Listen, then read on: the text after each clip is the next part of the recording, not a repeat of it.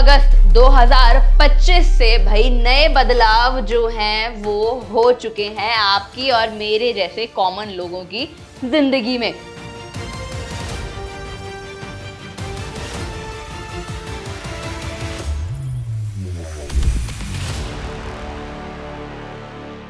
लेकिन क्या आपको पता है कि ये बदलाव आपके ऊपर कैसे इंपैक्ट डाल सकते हैं? भाई अगर आप एक यूपीआई यूजर हैं, किसी भी ऐप पे अगर आप यूपीआई का इस्तेमाल करते हैं तो आपके लिए नए बदलाव आ चुके हैं। आपका बैंक अकाउंट है तो आपके लिए जरूरी है ये सारे बदलाव। आपके पास इंश्योरेंस है या नहीं है तो भी आपके लिए ये सारे बदलाव जरूरी हैं। और इसी के साथ साथ बहुत सारी ऐसी चीजें बदल चुकी हैं जो आपके और मेरे जैसे लोगों के ऊपर, हमारे पैसों के ऊपर असर डाल सकती हैं। तो आज के इस वीडियो में हम वही बात करने वाले हैं। नमस्कार दोस्तों, मैं हूं मानसी और आप देखना शुरू कर चुके हैं बॉस वाला हिंदी चैनल, जहां पर आज के इस वीडियो में मैं आपको बताने वाली हूं ऐसे बड़े बदलाव जो हो चुके हैं हमारी जिंदगी को लेकर, हमारे पैसों को लेकर, और कैसे आप उनसे बच सकते हैं अगर वो नुकसान वाले हैं, और अगर वो आपके लिए फायदेमंद हैं तो कैसे आप उन सब का फायदा उठा सकते हैं। सारी बातें इसी वीडियो में जानेंगे, तो वीडियो को एंड तक जरूर देखना, चैनल को सब्सक्राइब करना बिल्कुल मत भूलना, और अगर ये वीडियो आपको पसंद आ जाती है तो सबके साथ जरूर शेयर कर देना क्योंकि ये बहुत जरूरी बदलाव हैं। चलिए पहले बदलाव की बात कर लेते हैं। तो यहाँ पर बदलाव हुआ है यूपीआई ट्रांजैक्शंस में।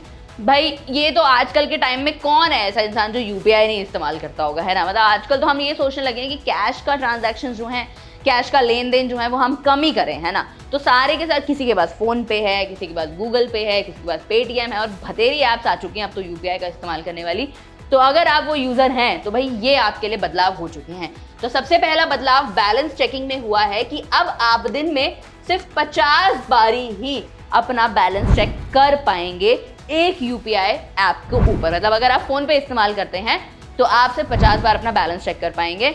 अगर आप गूगल पे इस्तेमाल करते हैं तो 50 बार इस्तेमाल जो बैलेंस है वो आप चेक कर पाएंगे, उससे ज़्यादा नहीं। सरकार ऐसा इसलिए कर रही है क्योंकि कई बार क्या होता था ना कि सर्वर इतना लोड ले लेता था कि हमारा बैलेंस खुल ही नहीं रहा है। आपने देखा होगा बहुत बार, मेरे साथ तो बहुत बार हुआ है कि अगर मैं बैलेंस चेक करने लगी हूँ तो ऐसा होता था कि नॉट रिस्पॉन्डिंग, सर्वर बिजी। तो ये सारी चीज़ों को अवॉइड करने के लिए अब एक टाइम जो है, एक कितने बारी आप उसको चेक कर पाएंगे बैलेंस को, वो सेट कर दिया गया है। दूसरे नंबर पर हमारे पास आता है रजिस्टर्ड बैंक नेम आपके पास होना चाहिए। अगर आपको किसी को भी ट्रांजैक्शन अब करना है तो पहले आपको अपने बैंक का नाम जो है वो अपनी यूपीआई ऐप के पास रजिस्टर करवाना पड़ेगा। अब क्या होता था कि अगर हमारे पास एक बैंक अकाउंट है, ठीक है, तो हम किसी को भी ट्रांजैक्शन जो है वो कर सकते थे। लेकिन अब ऐसा नहीं होगा अनलेस एंड अनटिल हमारा बैंक जो है वो यूपीआई के थ्रू रजिस्टर्ड नहीं होगा। तो उस ऐप पर ऑफकोर्स जिस भी यूपीआई ऐप का आप इस्तेमाल कर रहे हैं उसके ऊपर आपको अपना बैंक जो है वो रजिस्टर करवाना पड़ेगा। तीसरे नंबर पर आता है ऑटो पे टाइमिंग्स। अब इसमें क्या हुआ है कि पहले हमारा ऑटो पे क्या होता है कि पैसे अपने आप डिडक्ट हो जाते हैं। अगर आपने सपोज कोई भी मैंडेट ले रखा है, जैसे मैंने प्रीमियम ले रखा है यूट्यूब का, या फिर मेरे पास एप्पल का कोई सब्सक्रिप्शन है, तो उसमें ऑटो डेबिट जो फैसिलिटी होती है, इसको आप ऑटो डेबिट फैसिलिटी भी बोल सकते हैं। तो ये एक ऑटो डेबिट फैसिलिटी भी होती है। तो ये ऑटो डेबिट जो होता है हमारे अकाउंट से, ये एक टाइमिंग के ऊपर फिक्स कर दिया गया है जो कि ऑफ पीक टाइमिंग्स होंगे। और वो ऑफ पीक टाइमिंग्स है रात के 1 बजे से लेकर सुबह के 5 बजे तक, यानी 1 AM to 5 PM, 1 AM to 5 PM। ये वाला टाइमिंग जो है ये सेट कर दिया गया है अगर आपका कोई भी ऑटो डेबिट जो है वो होना है तो। क्यों? क्योंकि पहले जो था वो किसी भी टाइमिंग पे हो जाता था, पीक आवर्स में भी हो जाता था, तो सब लोगों का ऑटो डेबिट अगर उसी टाइम पर हो रहा है तो भाई वही सर्वर लोड उठा ही नहीं पा रहा है फिर। तो ये सारी चीज़ों को थोड़ा हटाने के लिए, थोड़ा प्रॉब्लम्स को कम करने के लिए अब सरकार ने ये जो रूल्स हैं वो यूपीआई के लिए बना दिए हैं। हाँ, इस केस में एक और बात ये आती है कि अगर आपका ऑटो पे फेल हो जाता है तो आप सिर्फ 2 और ट्राइज है ना वो ही ले पाएंगे। अगर तीसरा ट्राई आप करते हैं और ट्रांजैक्शन फेल हो जाता है तो भैया आपका ऑटो पे जो है वो कैंसिल हो जाएगा। इसके बाद आता है कि आप अपना अकाउंट चेक जो है वो सिर्फ पर ऐप वो आप सिर्फ 25 टाइम्स ही कर पाएंगे पूरे दिन में। अगर आप ये देखना चाहते हैं कि आपकी यूपीआई ऐप के पास जो बैंक अकाउंट आपका लिंक्ड है वो कितने बैंक अकाउंट्स आपके लिंक्ड हो रखे हैं उस वाले यूपीआई से, तो वो चीज़ आप सिर्फ 25 बार ट्राई कर पाएंगे। फिर आता है कि फेल्ड ट्रांजैक्शंस जो होंगी आपकी, भाई अगर वही ऑटो पे वाला जैसे मैंने आपको बताया कि अगर आपकी ट्रांजैक्शन 2 बार फेल हो जाती है, तीसरी बारी में अगर आप तीसरी बारी भी वो फेल हो जाती है करके, तो उसके बाद आपका ऑटो पे जो है वो कैंसिल हो जाएगा। इसी के साथ साथ मैं आपको कुछ और रूल्स भी बता देती हूँ कि अब यूपीआई को यूज करना और ज्यादा स्ट्रिक्ट कर दिया गया है, जिसमें अगर आपने अपनी कोई भी यूपीआई आईडी को 1 साल तक यानी कि 12 महीने तक इस्तेमाल नहीं किया है तो आपकी यूपीआई आईडी को ऑटोमेटिकली डीएक्टिवेट कर दिया जाएगा, ताकि इस केस में थोड़ा सा अब्यूज होता है या फिर कोई भी स्कैम जो होते हैं वो रुके जा सके। इसके बाद नया बदलाव ये है कि अगर आप कोई नया बैंक अकाउंट अपने यूपीआई से लिंक करना चाह रहे हैं तो शायद अब आपको और ज़्यादा टाइम लग सकता है, क्योंकि ऑथेंटिकेशन के जो स्टेप्स है उनको इंक्रीज कर दिया जाएगा और लिंक करने का जो प्रोसेस है उसे और टाइटर और स्ट्रिक्ट कर दिया गया है। फिर आता है यूपीआई क्रेडिट लाइन को लेकर भी चेंजेस किए गए हैं जो 31 अगस्त 2025 से लागू होंगे, जहां पर आप अपने प्री अप्रूव्ड क्रेडिट लाइंस को इस्तेमाल कर सकते हैं, जैसे कि ओवरड्राफ्ट का हम इस्तेमाल करते हैं उसी तरीके से। वो भी मैं आपको आगे पूरा समझाने वाली हूँ और इसके ऊपर आपको एक पूरा डेडिकेटेड वीडियो भी मिल जाएगा। अब ध्यान रखने वाली बात यहाँ पर क्या है भाई, ये है कि आपको सबसे पहले तो ये चीज़ का खास ख्याल रखना है कि जब ऑटो पे का सेटलमेंट आ रहा है और आप नहीं चाहते हैं कि कोई भी ट्रांजैक्शन आपकी या कोई भी ऑटो पे आपका कैंसिल हो, तो आपके पास जो रिक्वायर्ड फंड्स हैं यानी जो पैसा आपके बैंक अकाउंट में होना चाहिए वो ज़रूर आप उस चीज़ का ध्यान रखेंगे, उतना पैसा तो आप रखें कि जितना भाई मेरे ऑटो पे में कटना है। और इसके बाद आप जितनी बारी आदत होती है ना हमारी हर ट्रांजैक्शन पे हमें अपना बैलेंस चेक करना है, तो उसको आपको रोकना पड़ेगा, क्योंकि भाई उसके ऊपर लिमिट लगा दी गई है, 50 बार से ज़्यादा आप उसको नहीं चेक कर पाएंगे। और ये अपनी यूपीआई ऐप को आप हफ्ते भर में या 1 महीने में चेक करते रहें और ये चेक ज़रूर कर लें कि भाई उसके साथ कितनी यूपीआई आईडीज़ को आपने लिंक कर दिया है, और जो आप इस्तेमाल नहीं करते हैं उनको आप बंद करवा दीजिए। चलिए अब आगे बढ़ते हैं। अगला है हमारे पास एम्प्लॉयमेंट लिंक्ड इंसेंटिव स्कीम। भाई सरकार के द्वारा एक नई योजना चलाई गई है जिसका नाम है पीएम विकसित भारत रोजगार योजना। ये 2 साल के लिए लाई गई है, 2025 से लेकर 2027 तक ये रहने वाली है।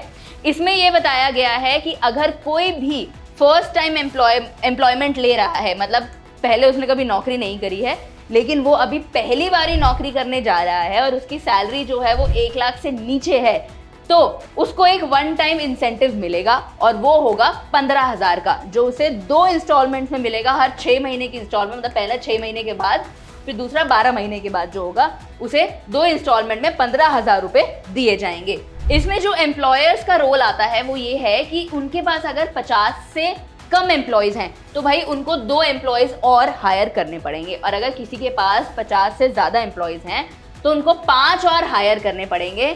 और 6 महीने के लिए उन्हें ये स्कीम जो है, योजना जो पीएम विकसित भारत रोजगार योजना है, उसका लाभ वो तब उठा सकते हैं। इसमें अगर आप किसी को सैलरी दे रहे हो 10,000 की तो आपको 1,000 रुपये पर महीने का इंसेंटिव जो है वो मिलेगा, प्रति महीना आपको इंसेंटिव दिया जाएगा।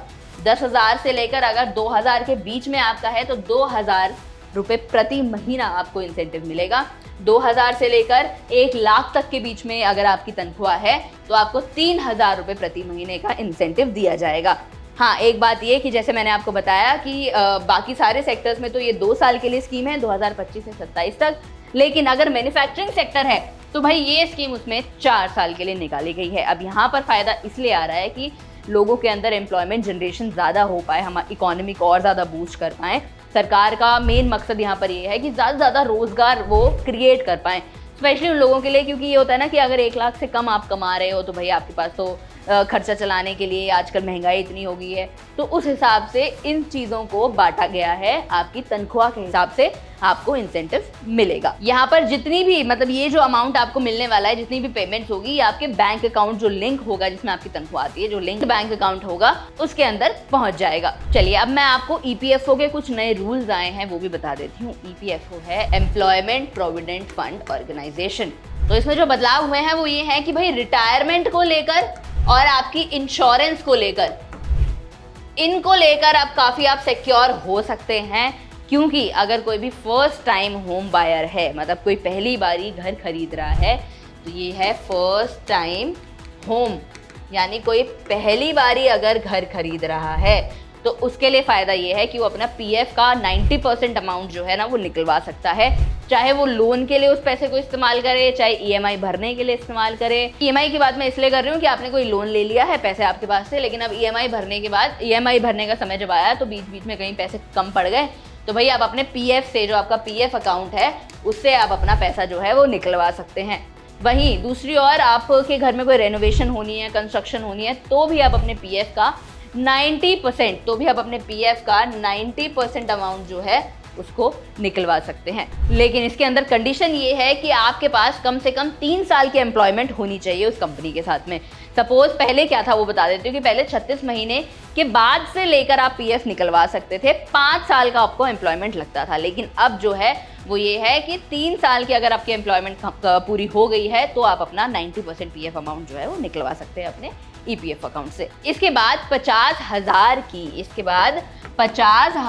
की EDLI गारंटी स्कीम को भाई अब लागू कर दिया गया है, जुलाई से ही कर दिया गया था इनफैक्ट 2025 से, कि अब 50,000 रुपये अगर आपके पीएफ अकाउंट में पैसा कम भी है तो भी आपको गारंटीड इंश्योरेंस पैसा जो है 50,000 का वो आपको मिलेगा। जो हमारे ईपीएफओ मेंबर्स हैं वो अपनी फैमिली का ख्याल अच्छे से रख पाएं, इस पैसे का इस्तेमाल आप उनकी इंश्योरेंस में, मेडिकल कंडीशंस में इस्तेमाल कर सकते हैं। पहले क्या होता था कि अगर आपके पास पैसा नहीं है पीएफ अकाउंट में तो भाई ये इंश्योरेंस भी आपको नहीं मिलती, लेकिन अब ऐसा नहीं है, क्योंकि अगर आपके पीएफ अकाउंट में बैलेंस कम भी रहता है तो भी ये गारंटी 50,000 रुपये आपको इंश्योरेंस के मिलने वाले हैं।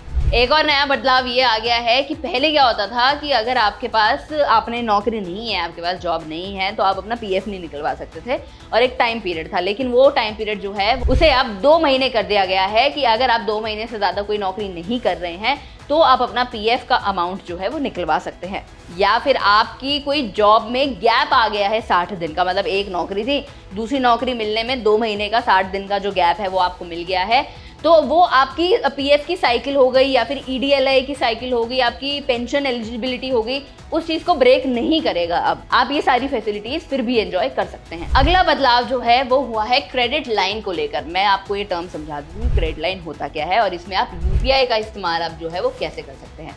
तो मान लीजिए कि आपके पास एक एफडी है जो आपने 1 लाख की कराई है। अब बैंक क्या बोलेगा आपको कि इस एफडी के ऊपर मैं आपको कोई क्रेडिट लाइन दे देता हूँ, ठीक है। वो बैंक डिसाइड करेगा कि भाई आपको वो कितनी क्रेडिट लाइन मिलेगी और ये डिपेंड करेगा कि आपका बैकग्राउंड कैसा रहा है, पहले आपके पास कोई लोन रहा है या आपका क्रेडिट स्कोर कैसा रहा है, तो आपने लोन टाइम पे चुकाया है कि नहीं चुकाया, ये सारी चीज़ें डिपेंड करती हैं आपकी क्रेडिट लाइन को कि आपको कितनी क्रेडिट लाइन मिलेगी। अब मान लेते हैं कि 1 लाख की आपकी एफडी थी, ठीक है, तो बैंक आपको बोलेगा कि भाई 60,000 रुपये का मैं आपको क्रेडिट लाइन दे देता हूं जिसको आप अपने यूपीआई से लिंक कर सकते हैं और इस्तेमाल कर सकते हैं। अब सपोज ये क्रेडिट लाइन आपने 60,000 की जो आपको मिली थी उसमें से आपने 10,000 रुपये जो थे वो आपने अपने यूपीआई के किसी भी ट्रांजैक्शन में यूपीआई के थ्रू इस्तेमाल कर लिए, तो अब जो इंटरेस्ट आपको लगेगा वो भाई आपको सिर्फ 10,000 के ऊपर ही लगेगा, वो आपको पूरे 60,000 के ऊपर नहीं लगेगा। तो यहाँ ये फायदा हुआ है और ये चीज़ आपके हर टाइप के लोन के ऊपर भी हुई है।